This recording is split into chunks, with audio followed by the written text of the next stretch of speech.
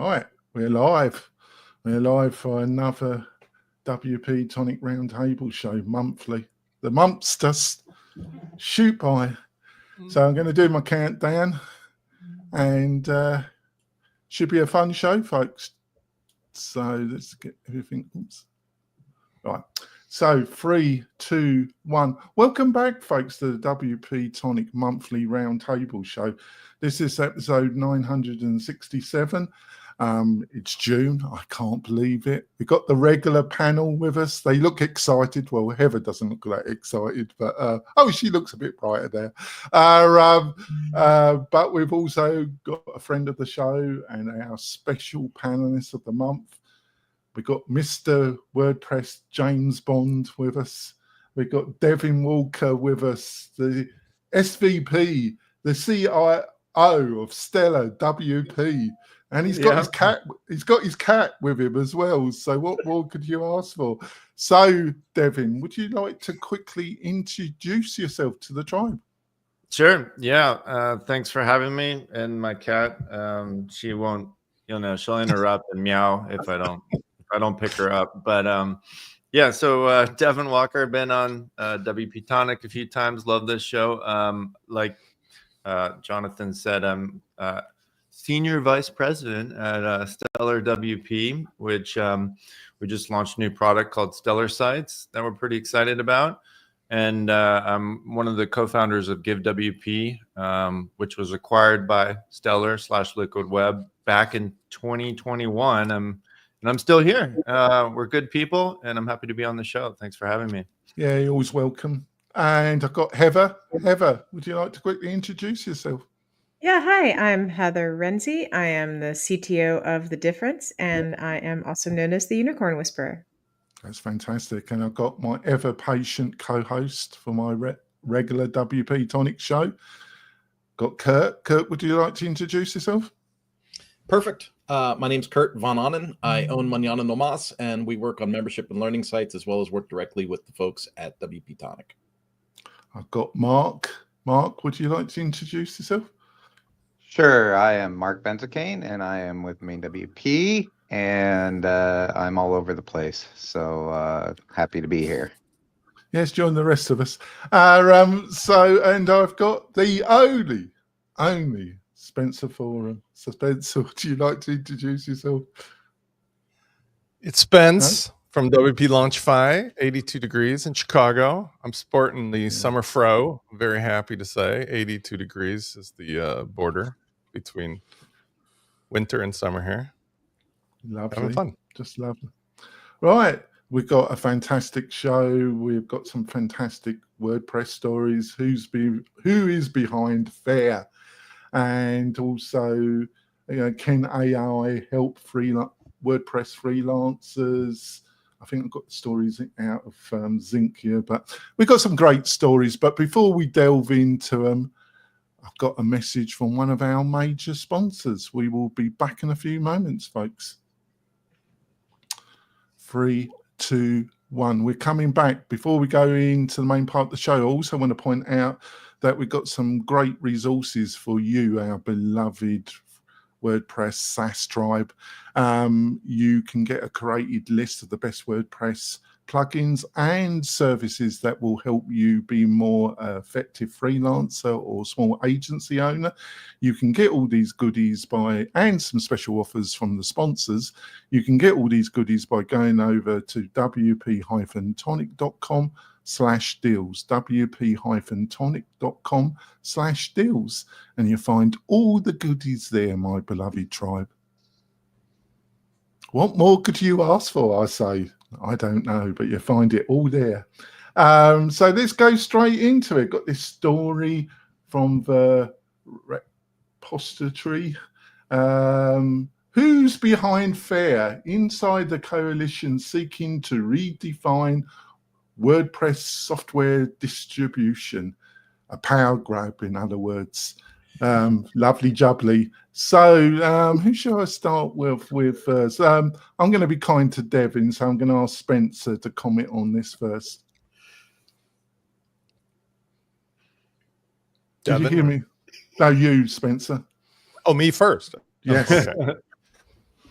Well, sorry, I misunderstood. I thought you wanted Devin first. So this is to me the canary in the coal mine in a good way for the difference between the aggravation that's been caused for, I'm just going to say it, no good reason by Mr. Mullenweg. He decided whatever he decided to do to stir up the pot, but the Achilles heel that I must have mentioned this 180 times already over the years is that it's open source. And if you stir the pot enough times, enough people with some influence and some capability are going to finally get their shit together and band together and say, this isn't what we signed up for. This isn't what we built over 18 years. And so in a good way, they're not thumbing their noses at Mullenweg. They're just going around him. And this is something that I specifically had suggested would have been a good idea years ago. Many people on the show suggested it would have been a good idea. It finally came to fruition. And what it represents is that we don't need Mullenweg and Otto to be the gatekeepers of all the plugins and do the shenanigans that they're doing. Like, let's clone it and make it part of .com. Let's index it the way we want to. That makes no sense in 2025 that you type in the name of your plugin and it's the 37th thing on the list besides something else. Or that some bad actor like Syed can go ahead and game the repository. When you put his plugin in, it tells you not to put in all the other competing plugins. I mean, it's a game. So with open source, the game is fair. It's level. And I'm not sure that I endorse anything specifically about fair, but the concept and what it's doing, finally, long overdue. So, Mark, how would you, I don't know if you read the article in any depth and before in this, but how would you categorize what FAIR is outlining and initially seemed to be trying to do? I think it's a fantastic idea. I think, one of the things that Spencer touched on it a little bit, of course, is the fact that, look, Matt has been daring us to do this for the last 15 years. Every single time he talks, he say, hey, this isn't mine. It's open source. Hey, if you don't like it, you can do something about it. He dares and dares and dares, and this is what's going to happen. So, I'm excited about it because I don't know that I know everybody here, but some of these people are people that I call my friends, and I mean it genuinely. And some of these people, and these are high integrity people. So when they say this is what we're doing, you can trust that this is what they're going to do. So I like everything else, I'm in a wait and see sort of point of view, like a lot of people are, and even like the article talks about a bit. But I actually have a lot of hope for this, and I think it's a tremendous first step towards decentralizing everything. So, yeah, I'm excited for it. So, Heather, I don't think having disputes in open source projects is that particularly unusual. And especially when you've got a commercial arm, commercial element, there's been in a couple JavaScript libraries and some other large open source projects, there's been forking and dispute with somebody that's trying to commercialize a particular section of the open source project. It's not that particularly unusual. What are your own thoughts about this, Heather? Yeah, I mean, this is definitely not unusual. And I don't think, I mean, and it is definitely early days with what they're doing. So, I mean, I absolutely don't see anything. I mean, this is definitely a wait and see here. So, yeah, but I mean, the one good thing that I'm seeing here is that rather than people arguing at the moment, like it's kind of giving the WordPress community a place to rally around. Yeah. So, Devin, what do you reckon? Do you think some of the major hosting providers are going to support this initial proposals? What's your own views about? Are they going in the right direction? I think we're specifically at Liquid Web / Stellar taking a somewhat cautious approach to it, because on one hand you want to stay in good standing in the eyes of automatic WordPress Moonweg, and on the other hand you want to support your users, provide them options, and seems to be the best option for unchaining yourself from the plugin repository, and it's a good thing to bring our users. I wasn't at WordCamp EU this year. It's the first time I missed it in quite some time. I don't know if anybody else was here. Well, you were a bit busy, weren't you? Yeah, that was He got busy married, time. folks. He got married. Right during that time, and I turned 40 during that time. So there's like two celebrations in 2 weeks. So, but the team that went for us came back and they were pretty excited about this. There's a lot of reputable people on it. I like Mark. I know quite a few of them. Like to call them my friends as well. And there's a lot of respect behind this project. So I think the biggest thing is going to be adoption and getting us specifically to go over that decision-making step and to actually start implementing it. That's the big leap that needs to happen, not only with us, but with others. And then as adoption grows, so will this project. And it seems like I just checked the GitHub repo. They're doing releases. It's getting more GitHub stars. So I like to see that momentum's continuing. And like in the article, they said this isn't just like a 1 year pick it up and drop it. They're going to be here 5, 10 years. They even said 20 years. So that's encouraging. I think something's got to be done, really, because it just depends. How much damage do you think was done by Moeg's actions around this particular area? Do you think it was like on a scale of 0 to 10? How much damage do you think his actions did to himself? And I think it really kind of opened people's eyes a bit, didn't it, Devin?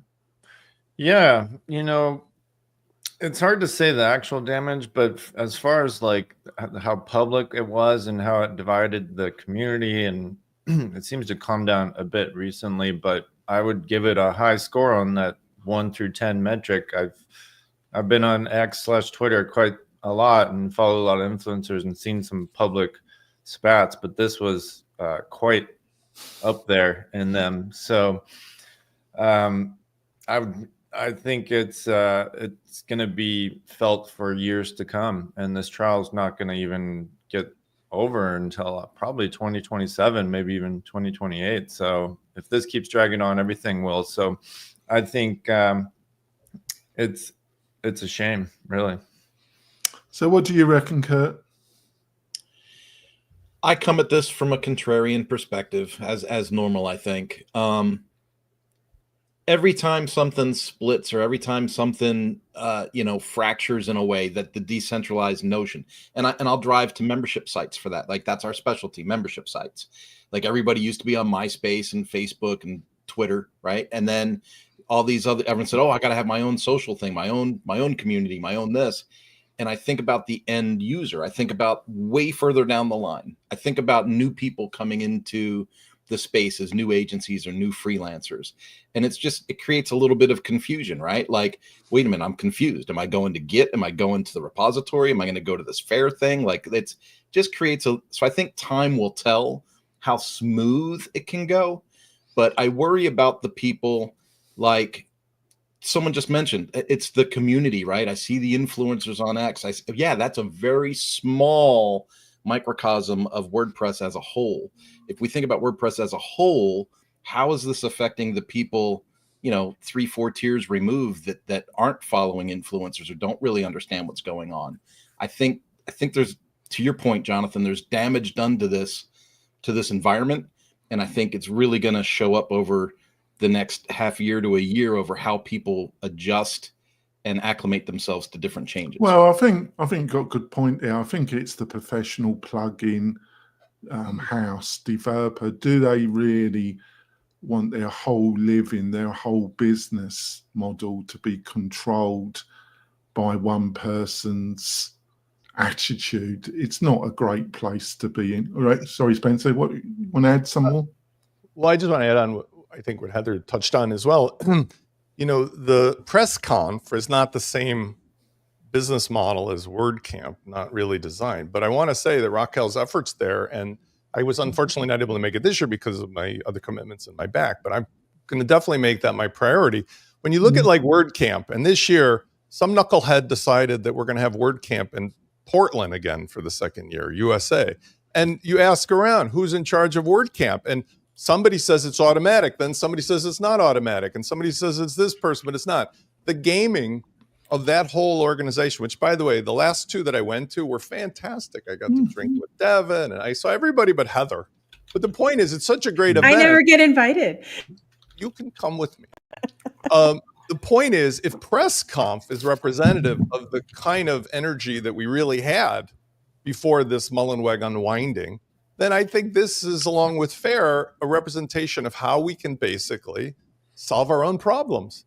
Bye, Matt. Bye, Otto. Do your thing. Keep gaming away, because the rest of us have made our livelihoods and our interests here, and we get along perfectly well with each other when you're not in there poking around for no good reason. It's just, yeah, I see where you come. But I don't really want to fall out with Matt or Automatic or even Otto. Anymore? Really, I'm not looking. Who cares anymore, though? I mean, how does it affect you or any of us? Because he's gone so far downfield now. I think him and Automatic having an active role is important, actually.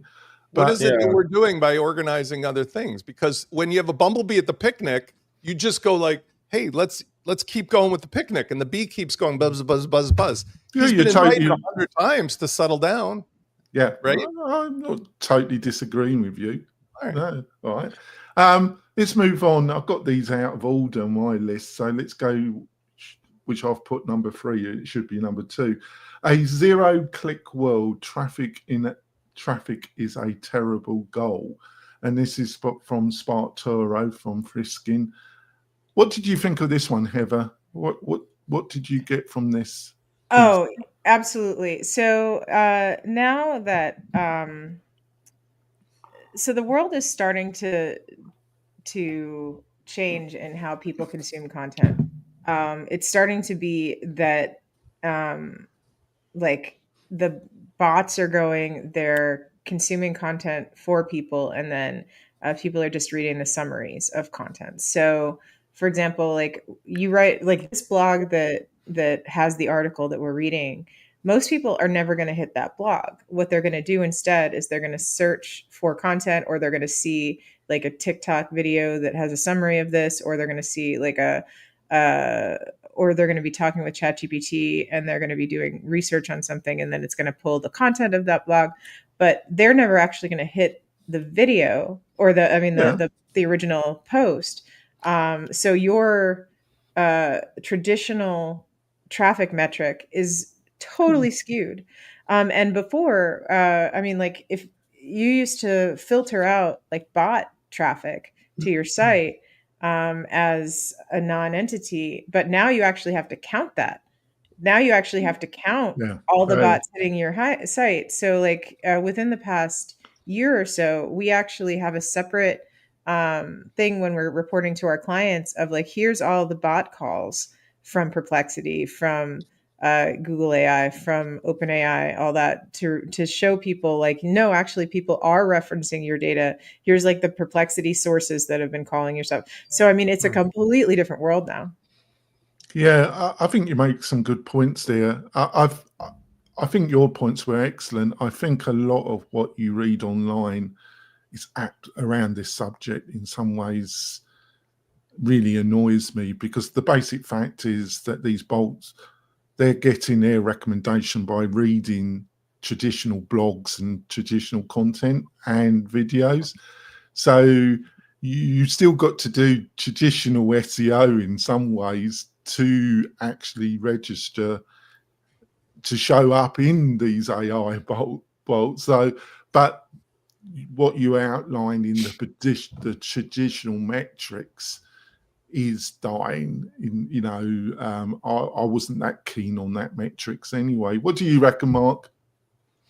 I agree with everything that the guy says. A perfect example is My brother and his wife, they run a very large flower farm up in Washington, and That sounds lovely, delicious. Yeah. it's a ridiculous amount of work. It Yes. is insane how much Right. they have to work. But they've been featured in Martha Stewart. They've been, What did you ask for?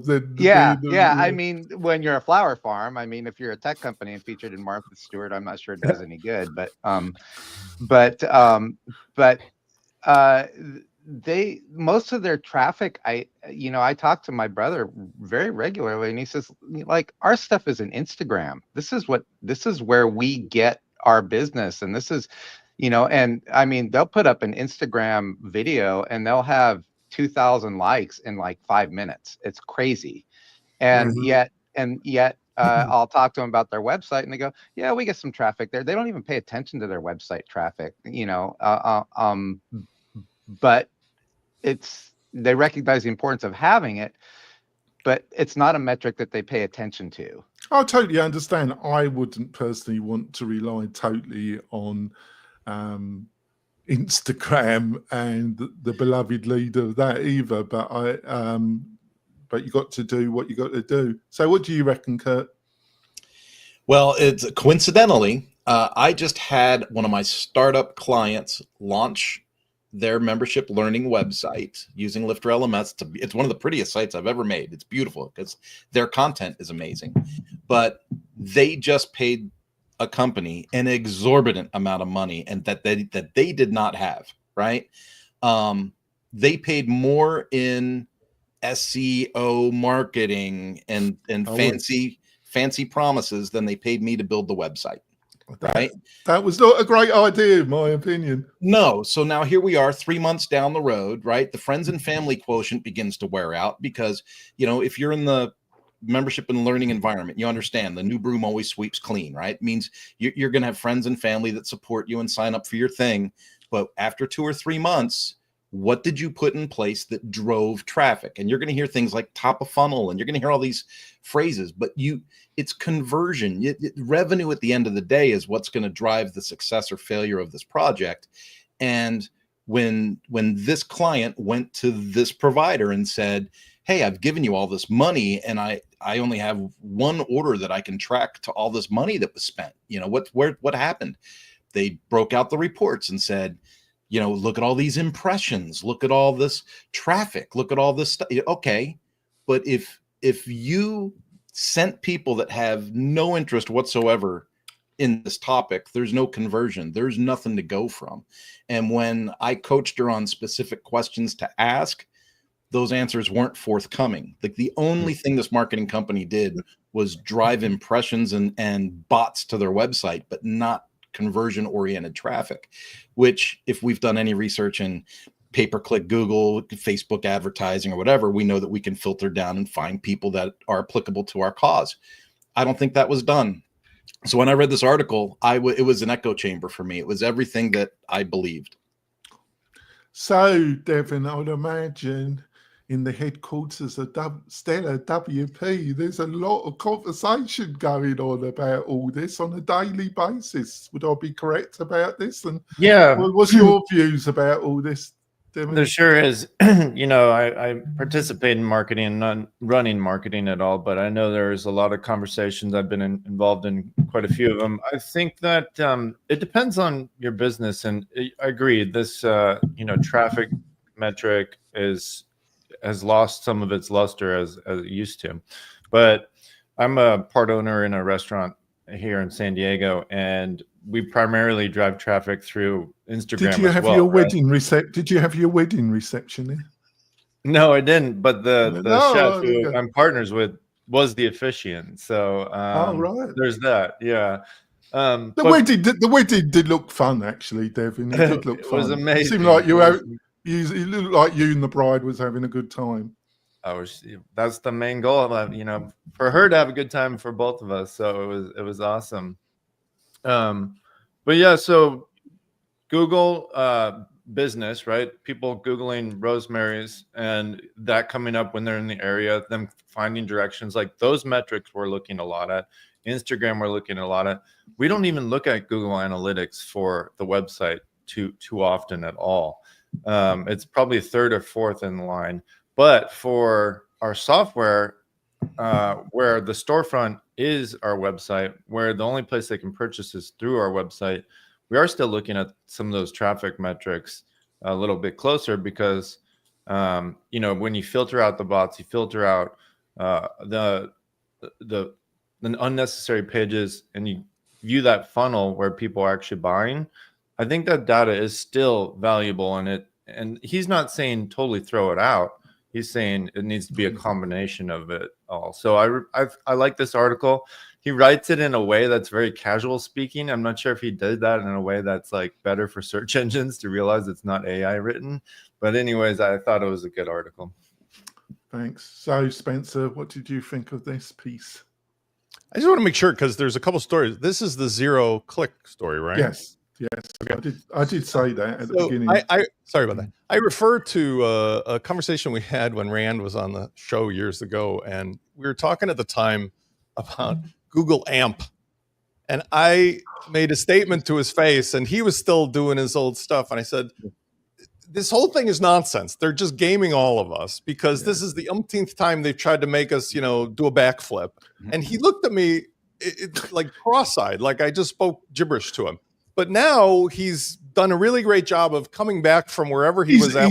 He's pivoted, hasn't he? He's pivoted. Yeah, I was going to say he's undrank the Kool-Aid that he was drinking for all those years, because now he's realized what I've said publicly to you guys and in my own world is, if you go to Google right now, or if you go to better YouTube, and you make a 30-second video, much like talking about the TikTok, I make a 30-second video about a particular thing. It doesn't matter what it is. I put 2 keywords in it. For me, I do plugins in my stack.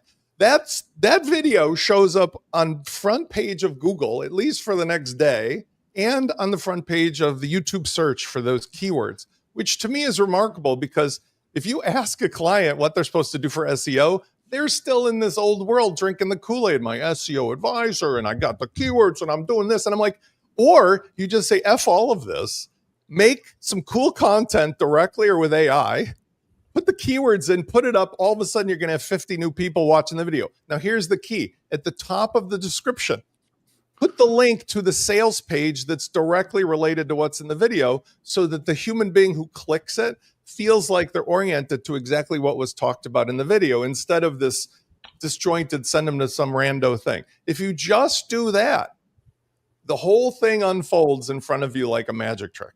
And that's the world we're living in, because with AI content, I've been doing this the last couple of days, blowing my mind, using Flow with client projects that I've built to create the output of LLM text directly into Flow to make live videos that are better than anything I could have ever made or anyone could have. And it's going to be everybody doing that soon. Everybody's just going to have AI dynamically generated content, very much like, the dentist with the gorilla ads that have gotten a lot of traction lately. The gorilla's missing 2 front teeth, and he's doing all this running around talking about going to this dentist who can replace your 2 front teeth in an hour. It's kind of like the Dollar Shave.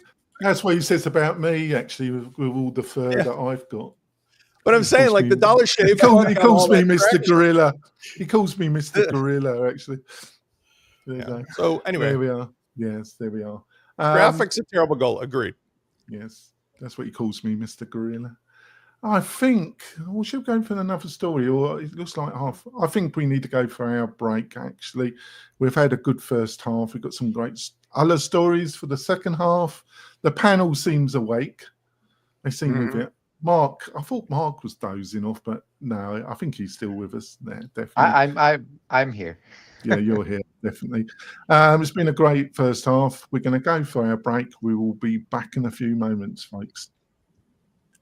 3, 2, 1. I'm coming back, folks.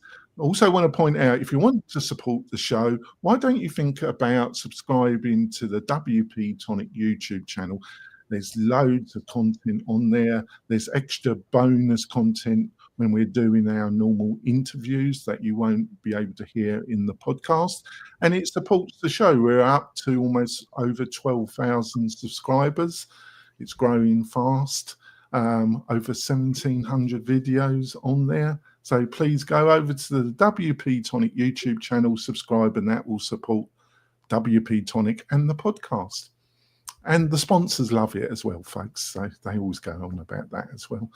So on we go on our merry way. Got all these out of order, but keeps the panel on their toes, doesn't it? Can AI help WordPress freelancers make more money? That comes from WPminute.com, from one of the writers on there. Let's start with Kirk. Kirk, what did you think of this particular piece? I thought it probably would gel with you, actually. I am, I just said today on one of my other things, you could take snips or clips of my live content and you could put it together to make an entire feature film about how much I dislike the use of AI in certain places. But I'm also a hypocrite because I use it all the time. Can a freelancer use AI to make more money? Absolutely. I literally just exposed that with another agency. I said, I use this tool and I actually do it right in front of clients. And it's a productized service that I offer. It's a startup product. And I go, here we go. And it generates basically a startup site, but it's like customized to that client. And so here you go. Here's your startup website. Lickety split. You're going to pay me for hosting every month. Have a nice day. Right. And a 90-minute meeting turns into a working website that's hosted, that's maintained, and the customer has a good head start. For a startup freelancer, is that a productized service that they can offer and make money with? Absolutely. Yeah. So I think there's loads of ways that AI, but there's also the dark side, isn't it, Kurt? There's these YouTube influencers and other influencers on TikTok that are telling you can build an agency that makes $10,000 to $100,000 a month, and you can do it in less than 3 months. And you give us gobs of money, and we got this course, and we got this a mastermind that you join for like $5,000 a month, and we will show you how to make $10,000 to $100,000 a month. And it's all over the internet, isn't it? I was just pushed an ad this week that said if I wasn't making $50,000 a month, I didn't even have a business. Yeah. And I thought about how many people I know that make $50,000 a month. Yeah. Why aren't you both? I don't know. I got to come visit you in Chicago and learn the real secrets. Yeah, the real spice. So what do you reckon, Devon? What did you reckon about this particular article? Yeah, it's a good article. I think that it's true. You know, there's a lot of ways to make more money. You have to separate yourself from what you were doing to what you can do, and potential new services. You know, if it's a client that might not be very technical, but you can help automate some things and show some real value within their business aside from the website, then you can really get your foot in some other doors. And there's a lot of snake oil salesmen out there with those videos you're talking about, but there's some granular truth behind. Well, there always is, isn't there? There always has to be some granulation of truth, right, in the drift pitch, hasn't there? Mm-hmm. Whether you continue the services based route or you're going to vibe code the next great plugin or whatever, like you should be using AI, and if you use it better than most people, which most aren't using it very well, then you're going to be rising to the top. So, Heather, what do you reckon about this? Because I'm having your husband on the show for an interview in the coming weeks, and I've been doing a ton of research, as Kirk will testify. I know no industry, no sector of science, and no industry where there are influencers and even people that are senior in labs and in the actual industry. I know no area where there is more bullshit, more diversion of the basic facts, the basic situation. I've never come across anything like it myself. What's your views of this article and my statement, really? So AI is definitely it's a difficult, tricky topic. When the internet was new, people suppose that was similar, wasn't it? I Yeah. think there was a load of bullshit spoken there, really, wasn't it? Yeah, I mean, we're talking about it. It was like the new apocalypse, but we had like the word internet superhighway, like the web, all that was in everyone's vernacular, like trying to get people used to it. And now we don't even like bat an eye when somebody uses Wikipedia for something or Google for something or whatever. Like it's not like the internet isn't even credited.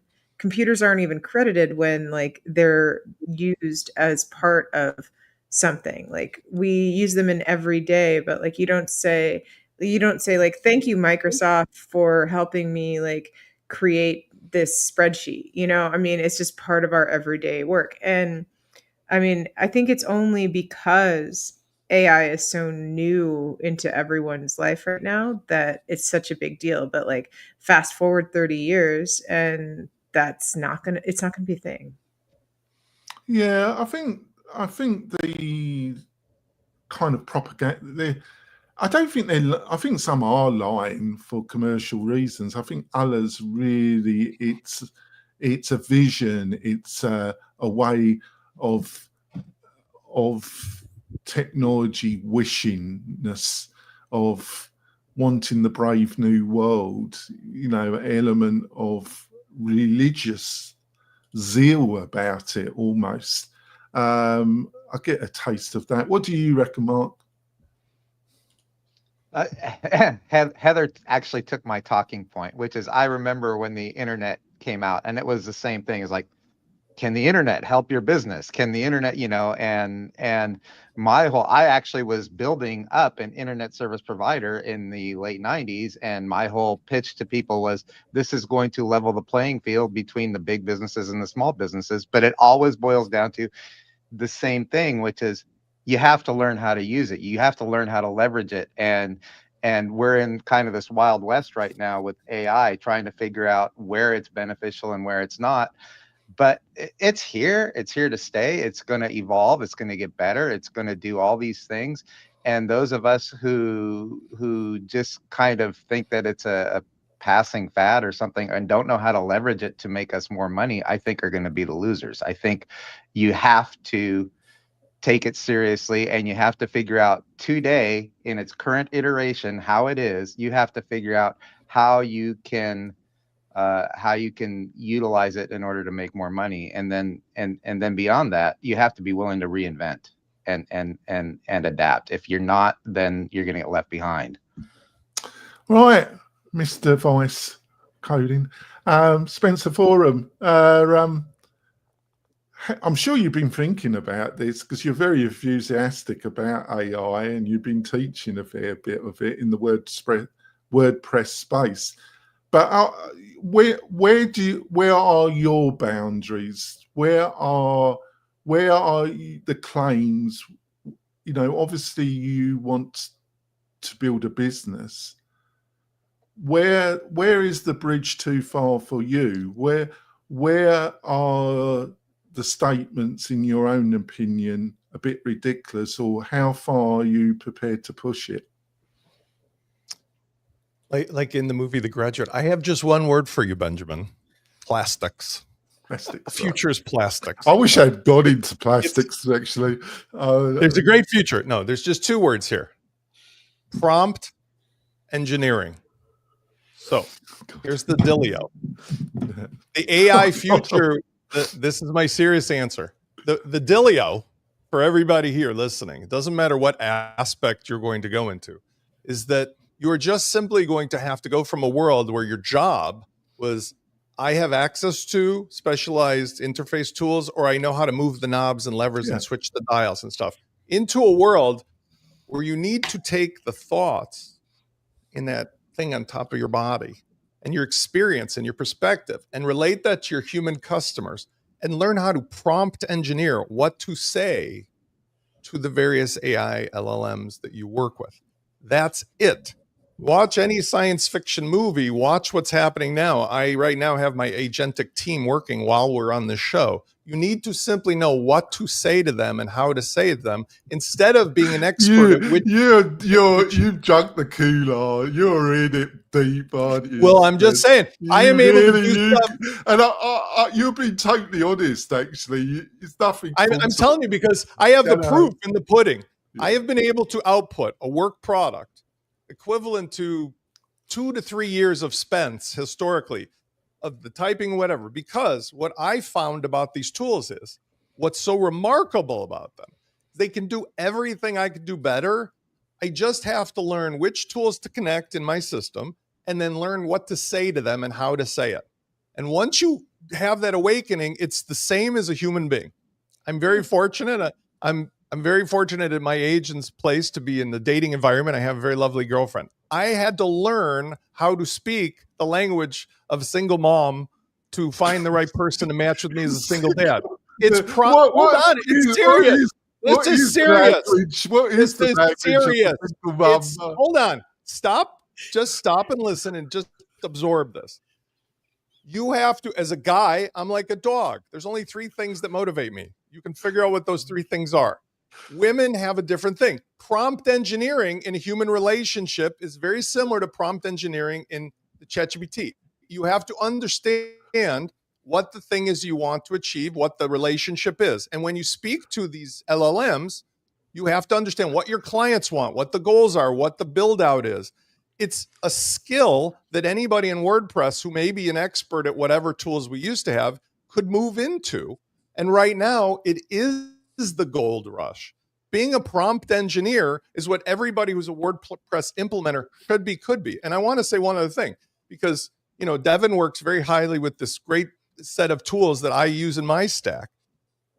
Bypassing many of those interface tools that in my favorite thing like Cadence or in LearnDash or whatever, bypassing the interface of old in favor of the AIs doing the outcomes but using the tools, that is, my friends, the future. In fact, the interface that I built is just essentially talking to your LLM and saying, I want you to basically do a LearnDash course, 3 lessons, make a product in WordPress, do the launch flow sales funnel connected to Fluent CRM that sends out this number, blah, blah, blah. Do it and make 3 things this week. That's the future of WordPress. Not cocking around trying to carve stuff out of wood. I was so tempted to pursue the dating. Devin, you have my number. And how you use AI for your dating experience. But I don't think it's appropriate to go there, actually. So let's move on, shall we? Let's go to the AI actors and deep fakes aren't coming to YouTube ads. They're already there. So, Heather, what did you think of this one? Because I think YouTube's a classic, actually, about my own feelings towards certain AI. Obviously, I think I can still pick it out, but obviously, I have a sense that it's probably been created by AI, and there's a little bit of resentment. But then there's more I thought this was all. My reaction to it, Heather, is all a bit back to front. It surprises me. Because when the AI is utilised in the more creative videos, I love it, but it's more, which surprises me. But I don't know, my particular feelings are unusual. What do you reckon, Heather? Like AI videos are getting so much better. Like I was just at my my husband's grandfather's 99th birthday, and we showed him this excellent video that the New York Times did recently, showing how Veo 3 and other AI video generation platforms have been able to create not exact, I mean, like what you would call a deepfake, but like AI generated videos with, I mean, very skilled directors and creative teams to, I mean, truly make a realistic looking video, like a movie almost. Like, and he watched this 10-minute video, this 10-minute little movie short, And he watched it again, and then he watched it again, this 99-year-old man. And then he walked away saying, I'm glad that I'm not going to be alive much longer. Oh, I think it's quite. I mean, this man that's lived through the Great Depression, polio, like multiple wars, he's just like, I'm out. No, I've had it. Oh, there you Maybe, go. maybe that's good. If older people could basically check themselves out, they'd make some space at the top instead of staying in Congress all this time and stuff. Because honestly, that is not an uncommon feeling. I deal with that with my father, because when you reach a certain point where everything you knew is done and the new stuff's coming along, it's the cranky guy, get off my lawn, kids. And it's just ridiculous because we Gen Xers are bridging it, 1 foot in the old world, 1 foot in the new. And we've had to deal with both sides of this. And honestly, I can't wait for the day that the boomers are out of the way and we're just basically allowed to let the kids come up with these new ideas and get done with it already. Yeah, This is the future. I think it's well, Kirk, I think in the next 3 to 5 years or sooner, I think the idea of just writing a book will still be there, but you will have author filmmaker, the two genres will be combined. You will have a film of the book published instantaneously. That, you know, the problem with filmmaking is at the present stage, it's enormously expensive, and having all these different people is very time consuming, and it's its own problems. But people will be able to produce a video stroke film of their novel themselves, basically. I can see that happening. What do you reckon, Kurt? I don't think you're far off on projecting that as a future, but then I go again, contrarian, I suppose, but we've created this area where you're either a creator or a consumer of these fake products. And I, for one, am getting tired of, is this real? Is this fake? Like everything I see, I got to research. Is that really happened? Did that really happen? Is that real? Is that a real person? Yeah. And I think the interaction, one-on-one relationship, person to person. I know I've seen Spence talk about this a lot on his Friday lives that he does. Technology is wonderful. Knowledge of technology is wonderful, but I think the real value is going to be in the person-to-person contact and relationships we can build and maintain. And I think the more that we play with bad actors and YouTube bad B-roll fake advertising, I think the more we're going to drive people towards their quest for reality. Yeah, I think you're on that. So, Devin, I think Kirk's really spot on. I think blockchain has a part of this, because using blockchain technology, you'll be able to say this is a unique piece of content. And through the blockchain, you will be able to know that this is unique, real content that hasn't been AI'd, as I say.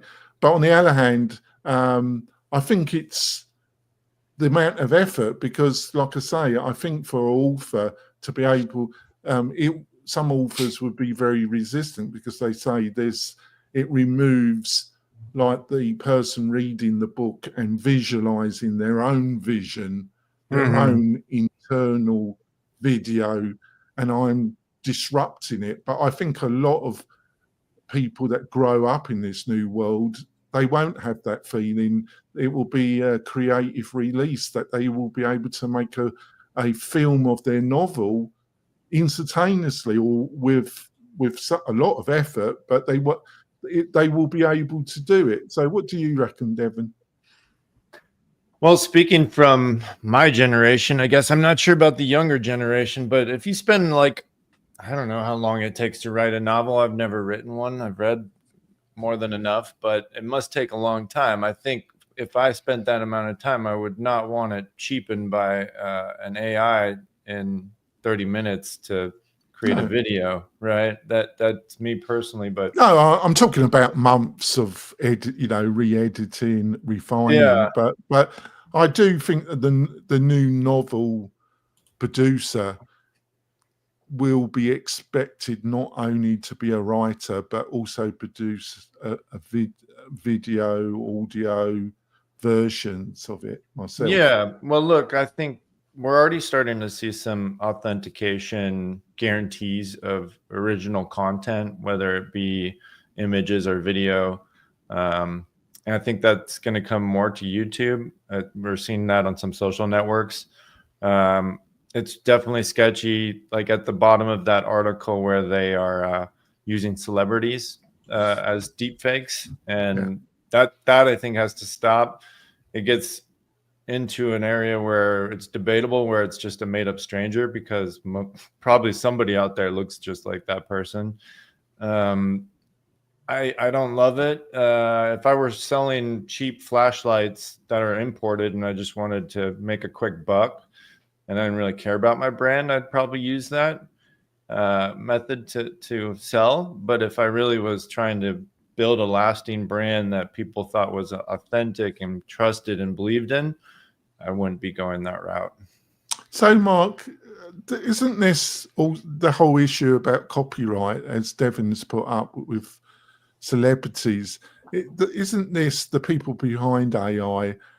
They come from the tech world, and the start of the internet has always been loosey-goosey about copyright, about IP. And it's like AI's on steroids. They're very loosey-goosey, very, they're all about protecting their own IP. But when it comes to other people's IP, they really don't want to know, do they, Mark? No, I think it's kind of one of those F around and find out kind of things where it's like, let's see what happens if we do this. And I mean, yeah, I've seen those deep fakes are getting to be pretty bad. And I've just kind of taken this attitude of it's all fake. I'd rather go that direction than spend all the time trying to vet something out. And of course, copyright. What's going to happen with these movies? Are they going to say starring the likeness of? Is it going to be, I mean, no, that particular area, Mark, I'm not so concerned, because if you've got a theatre actor and the author wants to use him or her in their AI video, that's fair. They've got to get permission, and they've got to share some of the royalties to that real character. But are we going to get to this? Are we going to get to this point where there aren't actual real human beings in these movies? It's just some made up. Well, I think it's going AI to be thing. I think it's going to be a mixture, isn't it, Mark? I actually don't know. I mean, I remember this is not a new concept. There was a movie that came out with Arnold Schwarzenegger back in the 80s or 90s called The Running Man, where, if you remember that, one of the gladiator guys got killed by Arnold Schwarzenegger, and they AI'd a fake that he was still alive. So this is nothing new. It's just getting better and better and harder to disseminate or discern which is which. And I mean, I saw a Willie Nelson ad for ED, and it's like, and I'm looking at him like, have I reached that age that I'm getting these ads now? And do I really care? But then you've also got people like Bruce Willis and Val Kilmer and other people who licensed their rights, but only to their own trust. So like their producers, their team are able to use their own likeness with their own rights to create new things. So I mean, like there's ethical ways to do it. So like, well, I mean, Lucasfilm did it with, I mean, if you watch The Mandalorian and stuff like that, they did it, but they flat out said, we did this. So it's really the deception that, and the bad actors that we're talking about, and there will always be bad actors. It's just, this is at a scale that we're not used to. So Spencer, do you agree? I see a kind of collision, a combination of blockchain, AI, and intellectual property colliding, and in the next few years, a new a new metrics, a new paradigm being formatted with these technologies and intellectual property.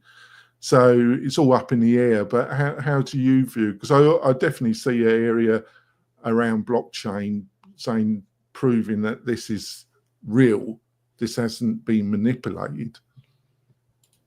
There was a case that I read about this morning regarding the use of Library Genesis, which I personally love, to train OpenAI and other things on the content of books.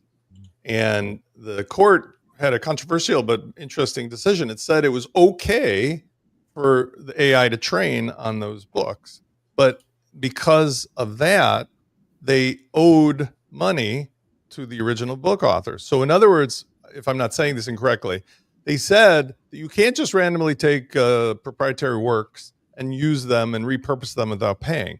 But what they said was it is okay for the AI to generate derivative stuff from that. So in other words, where I see this going is there's going to be some cases when it comes to like the likenesses of human beings, the likenesses of movies, Disney characters, written books, where the system that we have in place is going to force people to identify what was the source of their training, pay the original creators, but then do whatever the F they want with it.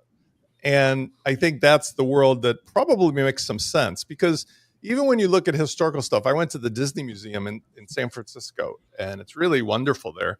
But you can see the legal troubles Disney had in the 20s and the 30s with like Steamboat Willie and all this stuff. And Disney managed to extend the copyright or the trademarks, I think it was the copyright on that character, like ad nauseum. I mean, into the 2000s, I think. And the way they got away with it was just basically from force of will and having people in Congress that they were, payrolling.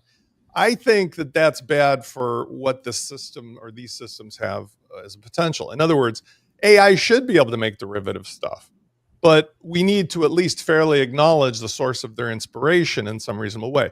One last comment is when it comes to the blockchain shenanigans and like let's say like the Netflix, Hulu, Disney Plus people have been doing, it sort of all comes together. I think the problem we have today is that the consumers are willing to put up with a certain amount of bullshit in the pricing, where like in the early days, we did Napster because Sean Fanning figured out we all think it's bullshit that we have to buy a $14, laughing at that, album and then make copies on a laughing tape. So he figured out how to get around that. And it was only after their backs were broken that they gave in. Well, similarly, before COVID, we all said, F this, we don't want to pay for a $150 cable bill. We'll pay you $10 Netflix for family use of whatever you put up there. Well, they got our money, they took our goodwill, and then they got greedy motherfuckers, and they just decided now you're going to pay me the $20 a month, and I'm going to put ads on this, and you can't share it with your mother. And now the cost of all my streaming channels is more than a cable would have been. So I think the issue is if the greedy corporations do not abuse the relationship with people, we're not forced to go to alternatives. But in the world where alternatives are a click away, this is kind of echoes the Mullenweg situation. Like when you have a product that cannot be reasonably contained, you need the relationship with a human being, Kurt, the customer, to say, I would rather pay you the money for the services than to cheat you. But when you start screwing me over, I'm going to go around you. That's it. And the AI stuff, the deepfake, I mean, to be fair, nobody's going to be able to tell the difference. I don't think that's going to matter. I think what we need is for people to have a rule that says when you make content, you're going to have to certify, kind of like the adult film industry does. You have to certify that the people in it are either AI generated from this source or they're real people. That would seem to be some kind of a reasonable way of doing it. Yeah, I'm going to wrap it up. Hopefully some of, can you stay on a little bit longer, Devin, or do you have to disappear on the hour? Yeah, I've got some more time. I think Heather has to go on the hour. I'm not sure. So I'm going to wrap up the podcast part of the show. We're going to continue, though, and with a couple of other stories I'd like to discuss. And you'll be able to see the podcast and the bonus content on the WP YouTube channel. So go over there and subscribe. So, Heather, what's the best way for people to find out more about you and what you're up to, Heather? You can find my company at thedifferenceA2C.com, and you can find me online at Heathriel. It's everywhere. So, And you definitely haven't been cloned. You are unique, can't you, Heather? 100%. Yeah, you're unique. Devin, what's the best way for people to find out more about you and what you're up to? Yeah, sure. Check me out at devin.org or on X at interwebs, INNER webs. And Devin hasn't been copied either. He's pretty unique as well. Mark, what's the best way for people to find out more about you, Mark? You can find me at Main WP very regularly. I'm on LinkedIn. Mark Benzacane, unique name. I guarantee you, I have not been copied, and no one would ever want to. So, LinkedIn, Facebook, Twitter. I'm at Mark Benzac, and Blue Sky, same. Instagram, you name it. Everywhere, basically. Everywhere, and you can find me Everywhere. physically somewhere in Northern California. There we go. Definitely not cloned. Off to Spencer Forum. That is a total clone. That has been cloned completely. So Spencer, he wanted to be cloned. He wants to be virtualized. So Spencer, what's the best way? Yeah. Someday I'm going to direct my deepfake to come here and argue with you while I'm on a beach. Yeah. You can find me at WP-Launchify.com or Socialist Spencer Foreman. No E for saving. Right. Thank you so much for listening or watching this. Like I say, if you want to watch the bonus content, you can go over to the WP-Tonic YouTube channel. Another great way of supporting the show is to go over to Spotify and iTunes and leave a review on the podcast. It's a great way for new people to find the show. The numbers listening have been growing recently, so it's great. But if you could show that support by leaving a review, that's another great way of supporting the show. We will be back next week with an interview with a great WordPress professional or a SaaS professional. We will be back next week. We'll see you soon. Bye. So 3, 2, 1. On to the next article. Can WordPress finally fix 5 for the future? Contributors see rare chance of reform.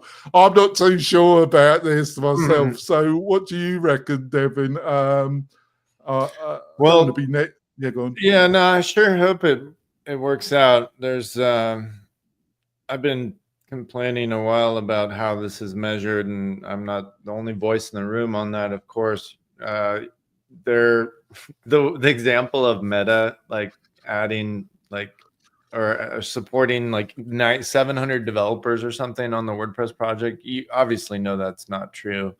And those poor like WordCamp organizers, or Michelle Frechette, for example, who doesn't really contribute too much code, but does a lot of those. I think they call them soft contributions. That's really like the foundation. That's me in one. I've always been a soft contributor, David. Yeah, and that's not measured at all in the current system, and it's discouraging when in past WordCamp state of the words that doesn't get shown in the bubble map, or it's never really recognized in a way that is supported. So I would like to say this is something good. I wasn't in the room at all when this happened. I think I've heard some other rumors or murmurings that this could be positive, but like a lot of things, WordPress and I'm in a wait and see approach. And if I could chime in here or there and encourage something, I'll do that, but jury's out.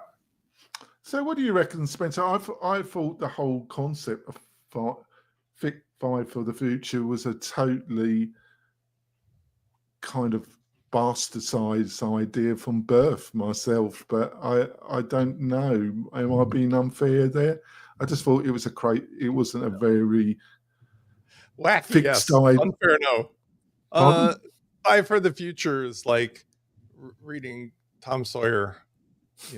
It's like, come on, kids, paint the fence. It's so fun. Here's the paintbrush. Here's the paint. It's going to be awesome. You'll love it. And then Michelle Frechette is, by the way, great example. Like, that woman lives and breathes spending her time to help WordPress. Sorry, Michelle, not qualifying. Sorry, no badges for you. But Just painted miles of fencing. I mean, the whole WP engine thing comes from the same origin story. Sorry, multi-$100 million company that contributes a bajillion things. Not good enough for me in auto because you're not padding my bottom line. That's where all of this comes from. It's just a bunch of BS. I'm being so laid back today because I only got a little sleep. It's BS. And there's no need for Five for the Future because we're in a capitalist marketplace. You want to contribute? Contribute. You'll get more customers, more attention, more shining of the light on you and your company. You don't? Too effing bad. Because you know what? During all this drama, the code continues to be updated. And quite frankly, if we had some top-down leadership that actually knew the code and knew what was going on, had a plan, we wouldn't be wasting our time with what's been happening lately. The Gutenberg stuff ain't fixed. The full site editing shit the bed and left the room. People don't. I mean, honestly. Now AI has just taken over, which was my point earlier. AI has taken over because using Devin's wonderful products at Stellar, you have some really wonderful products that are robots in a factory. The original WordPress way was we need a human interface, a human design tool, a human this and that. Guess what? Kids, the AI has made that all irrelevant because now I tell my robot either use the core or use Devin's kitty cat or use the plugins that are there as features. We don't need the human interface anymore because that's inefficient. And yes, it still exists if you want to lift. It will. I see where you're coming from, and I think a lot of it you just outlined is correct. I think you still need, and I think that's the great prospect to WordPress, having a platform, having this community, having all these people and having a unified platform is very beneficial with using AI. Saying the shift of the community, sorry to interrupt that thought, but like if you took the energy of the community and you realistically poured it into what the world is today, first of all, the repository of plugins are not long for the world as they were. Why? Because plugins, hold on, let me just explain it, and then you can shake your head at me, okay? The plugins that I know of are in two categories. There's primary plugins that provide features that aren't really in core, like WooCommerce, like LearnDash. Okay, yes, you could build an LMS out of post types and so on and so forth. But by the time you put all those tools in a kit, it would be like better to have it baked. However, LearnDash has some fatal flaws in it. With all due respect, about 80% of it is a legacy from Justin Fairman needing to sell stuff and needing to organize this, and all that extra fluff gets in the way. The second type of tools are helper tools. Those are the ones that like ACF Pro, the one that this whole lawsuit is about. We don't need that with AI because the AI already can just directly organize the custom post types, the field groups, make an interface, even the output. Now, here's the controversial one. I love the traditional classic cadence. Ben is an amazing machine.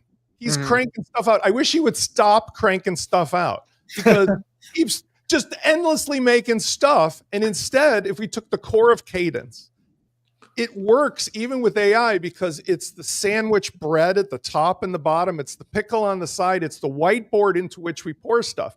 But the endless amounts of helper stuff from everybody is getting in the way. And what I've decided to do and found works is to just say, here's a stack.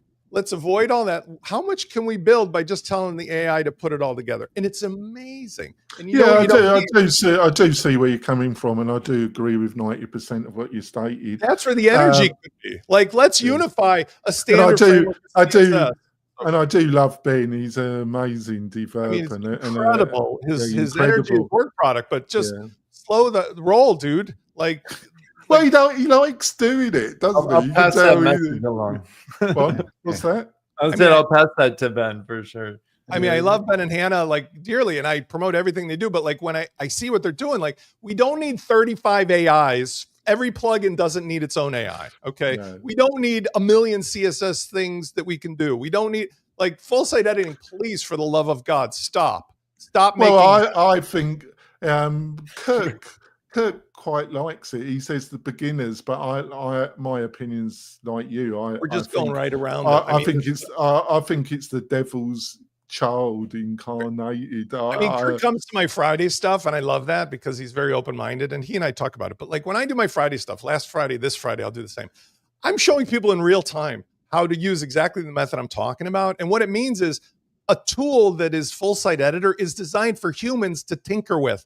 We don't need it when you can just tell the AI to go to the core of Cadence and make the menus do what you want. And it's just so simple. And yet it stays with the original robot in the factory. We just don't have to program it with punch cards anymore. We use AI, you know. Got anything to contribute more, Mark, on this? What's your you know, to me, 5 for the future was always a concept of a plan that became a plan. You know, and it, yeah. To me, it was like going back. It was from the mind of the founder trying to go back to an earlier day of when the Knights of the Round Table were around Camelot, and the early days of WordPress, where everybody knew it was 2.8 and everybody was around the Arthurian Round Table. It had the echoes of bygone days. That, you know, but that's my little pitch at it. It had a taste of that, and I just thought it was a bonkers concept. Yeah, from the start of it, Mark. But there we go. That's my right. So where we should go? All right, on to the next one. Inside the courthouse, reshaping the future of the internet. This is this ongoing problems of some of the biggest companies in tech with the judiciary. What you reckon, Spencer? Will anything of any substance come from all this money and effort? No. It's no. Here's why. Okay. I love history, but my legal background, and this is just like, oh my God, put you to sleep, boring. But the history of antitrust stems from essentially the Gilded Age, the turn of the 19th century, the late 1890s, where the real robber barons, you know, oil, steel, railroad, tried to get away with a bunch of bullshit. A couple of them were real dickheads, but the physicality of their businesses allowed the mere mortals to slow their roll and stop them. And then many of them, like Carnegie, felt really bad that they were hated after all they did, because Carnegie was like a working class guy from Scotland and so forth. So he gave all this money to building libraries and infrastructure and everything else. Flash forward to 2025, and we have 5 or 6 complete dickheads who basically have more money, relatively speaking, than any of these original oligarchs.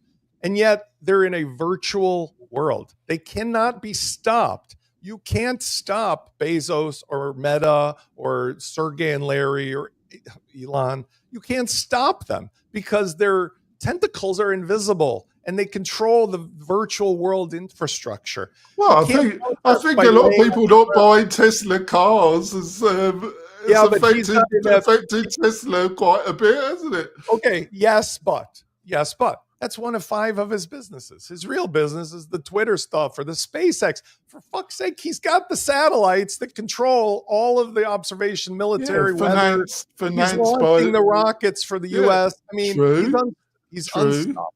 But totally financed by the Defense Department and the American taxpayer. What I'm saying, hold on. What I'm saying is, you and I agree on the fundamentals. This is Marie Antoinette. What they're presenting to the world, unlike the robber barons. The robber barons lived on Park Avenue in New York. They had to mingle with the unshaven and the unwashed. So they cared enough to at least pretend to give money and create stuff. These guys, Bezos is in Venice. He took over Venice. Well, they don't want him. They don't want him there, do they? What I'm saying is, I cannot stop using Amazon. I can't. So what they're presenting to the world is this. Oh, I got a course that will train you. I haven't used it for quite a while now. I mean, I'm not willing to. I'll give up carbs. I'm not giving up Amazon.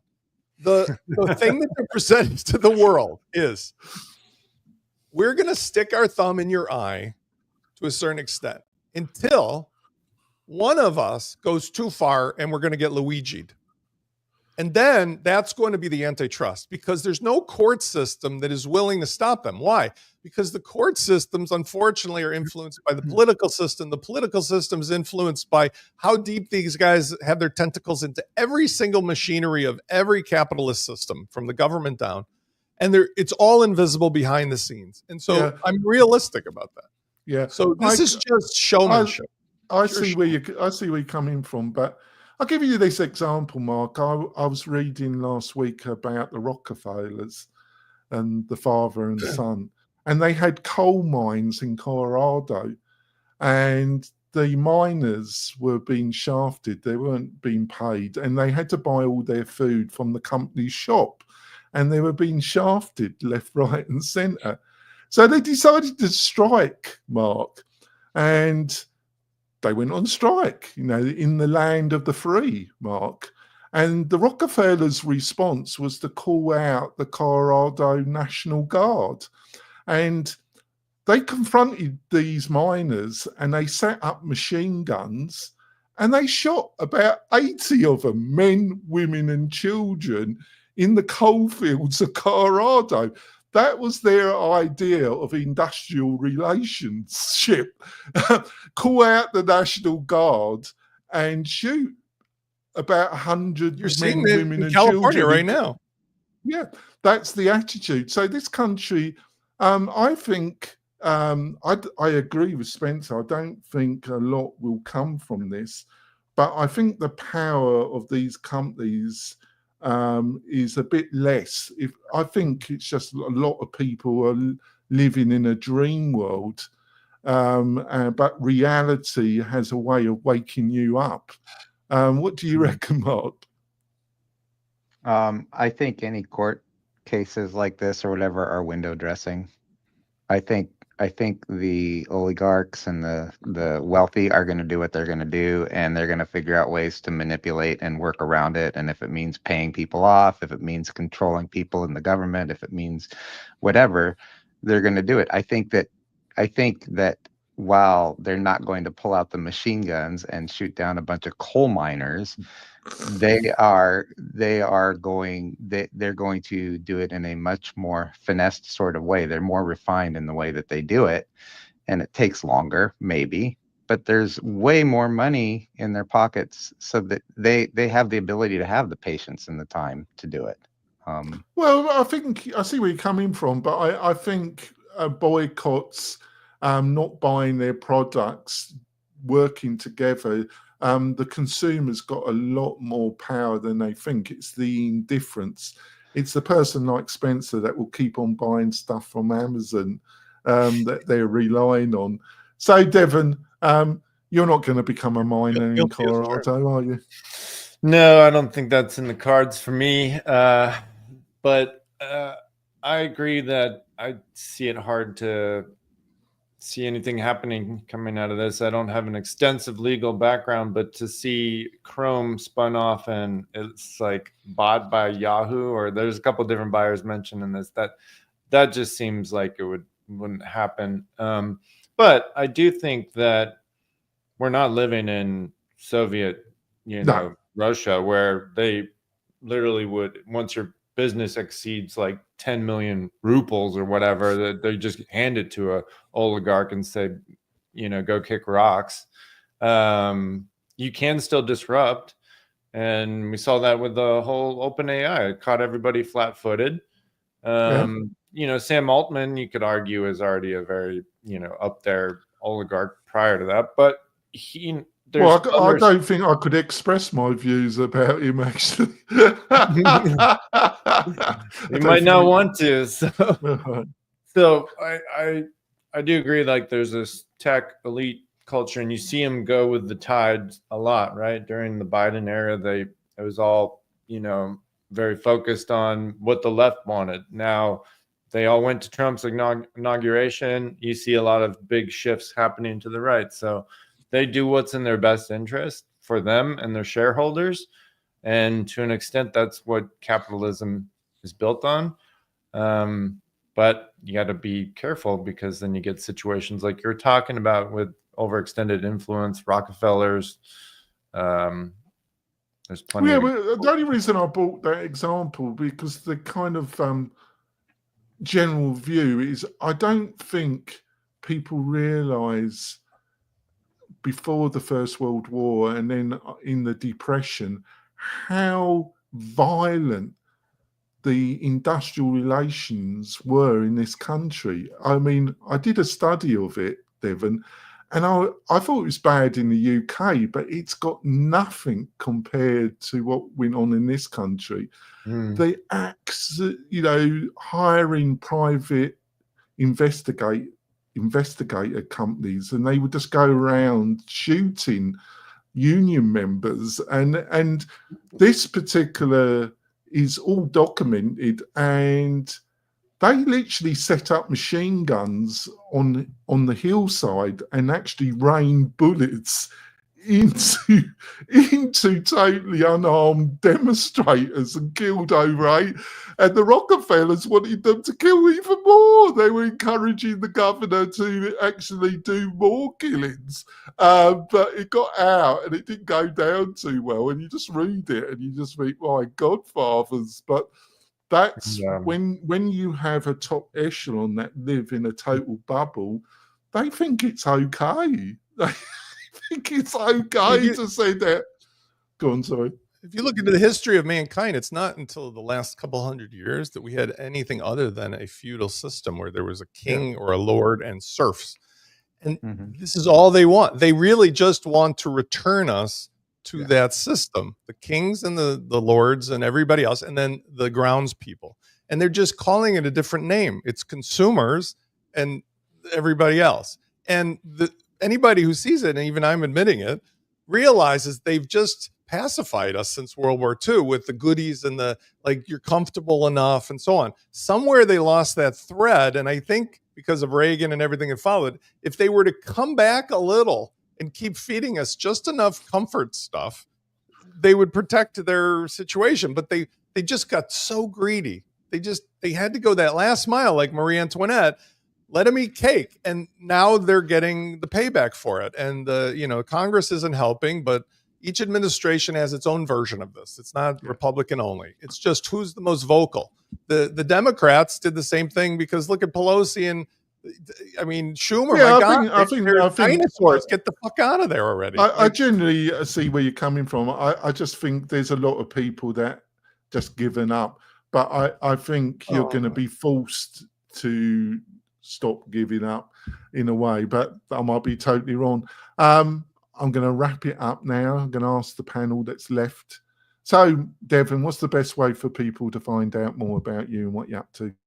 Yeah, check me out at devon.org and on X at interwebs, and tweet regularly ish. Yeah, and blog sometimes. Yep. And Mark, what's the best way to find out more about you? I'm at mainwp.com. And you can find me on LinkedIn, Mark Benzakane, Mark Benzak at Mark Benzak 42, I believe, at Twitter, X, whatever it is these days, and Blue Sky, and all of that. You can find me on Instagram. I'm pretty easy to Google and find if you can spell my last name. Exactly. And the only Spencer Forum. What's the best way to find out more about what you're up to, Spencer? I'm going to be hanging out on the beach of San Diego with the sign that says WordCamp 2026 here. Other than that, you can see me at WP-Launchify.com or Spencer Foreman, no E, on the socials. That's great. Thank you so much, panel. We will be back next month with a great special guest and the normal panel discussing the best WordPress and tech stories that peeve my interest. It's been a great show today. I've enjoyed it. Hopefully you have. Like I say, give us some feedback on iTunes and Spotify. Leave some reviews. We'll see you soon, folks. Bye. Come on.